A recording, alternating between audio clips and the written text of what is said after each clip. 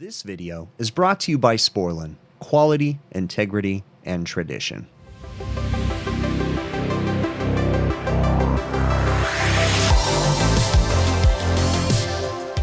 We got a captive air hood, and the customer's complaining that the exhaust fans aren't working, so let's head up top. Well, the complaint is two exhaust fans were down, which is pretty unlikely, and it's kind of what I suspected. So I come around, this fan is not running. This is one of the ones they were complaining about, and this is one they were complaining about. This is their fry hood. But fry hood's running. So we're not gonna ignore that, but we'll pull all the lids, but it's a direct drive, so that one should be good. Let's start with this one right here that is not working at all. I'm like up here and I notice there's grease running all right here. It's just dripping off the trap. First off, they need a better trap, but we need to get the little spout 90.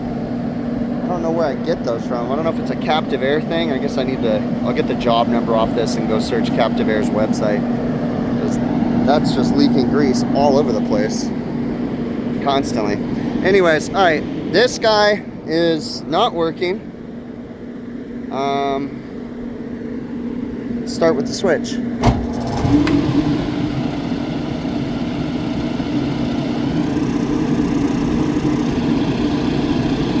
Okay.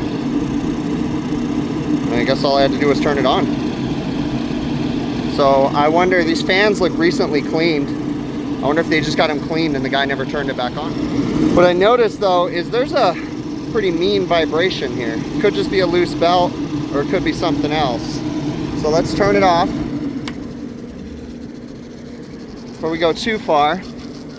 Well, the pulleys aren't lined up whatsoever, so that's going to cause uneven wear. It's also a loose belt, but something fell. Let's go ahead and lift this guy.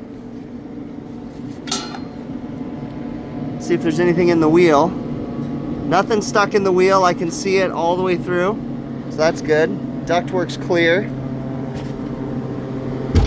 Let's see if we can get this aligned a little bit better. A while ago we did, they had an air balance problem here, and we found that these screens on these Captive Air fans for this one right here were plugged up, but we couldn't get to the fryer. So today we're here and we thought, hey, we'll get to the fryer. There was a screw coming from, hold it, coming from the inside right there, a tech screw that I had to cut off. This has never been pulled down, and you can't get to that either. What the heck, man?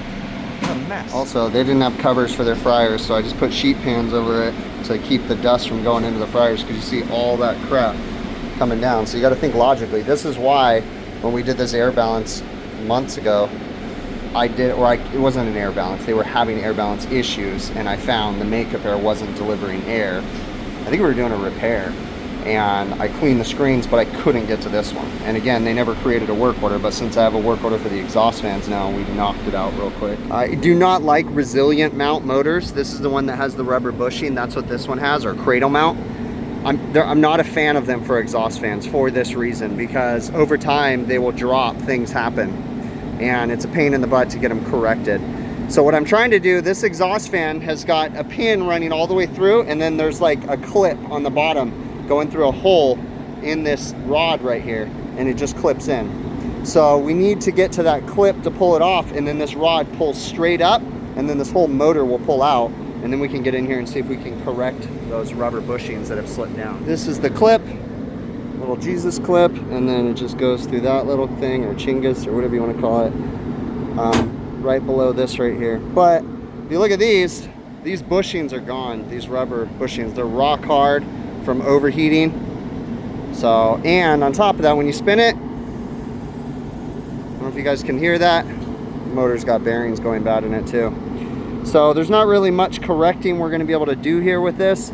So we're going to try to just do our best to get it lined up a little bit better than it was, but it's not going to be perfect. So we need a new motor and a pulley for this guy. The other thing is that we got into here, and look at this conduit. This conduit's been rubbing through, and it was about to short.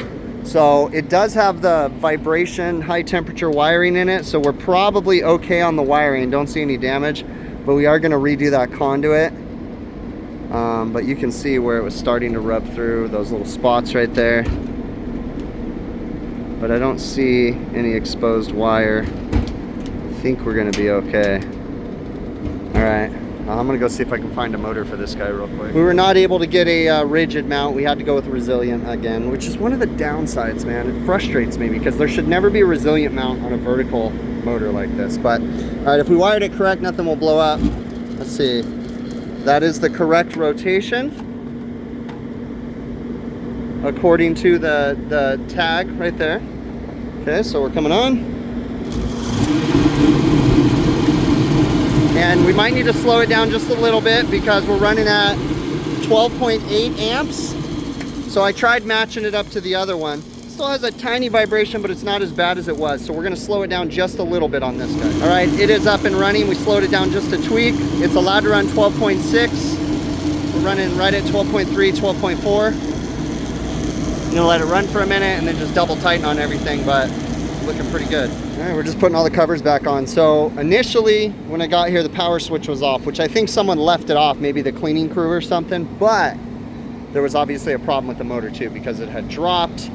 You could tell the motor was overheating. The bearing sounded bad inside of it. So we took this opportunity to go ahead and replace the motor. We replaced the conduit. We went ahead and used that same wiring so that way it withstands the vibrations a little bit more. Hopefully this cover fits because it is going to be kind of tight with this capacitor right here, but I think we'll be okay.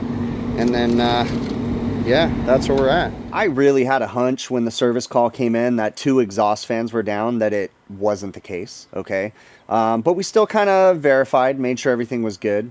So when the customer called me, again, because I'm very familiar with the location and I know them. Now, there's some locations you can get into older systems where everything that was under one hood would be controlled by 2 motor starters that were tied together essentially, right? So the main power from one motor starter would feed the other one, or so, you know, there's all kinds of weird stuff that can happen. I've also seen it where if one motor starter trips, everything before that will trip too.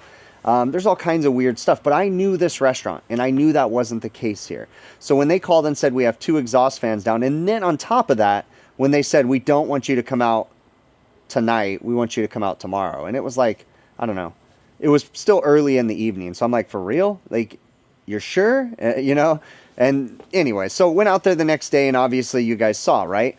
So what I found was that the switch was off, just the main power switch. Now, I know for a fact that the kitchen staff was not on the roof. They don't do that, okay? The manager, this location, they do not go on the roof. So the only person that could have left that off would have been the hood cleaners. It did look like the stuff up there was pretty darn clean. Like the roof was clean and stuff. So I have a feeling that the hood cleaners simply left it off.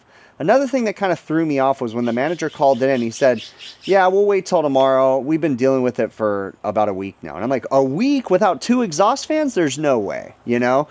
So regardless, I still think that they had been down that one hood for about a week, but that was like a prep hood. So they've just been dealing with it. Sometimes it baffles me what these restaurants will put themselves through. But regardless, went out there, found that the power switch was off, but we don't just stop there. We don't just simply turn on a power switch and walk away.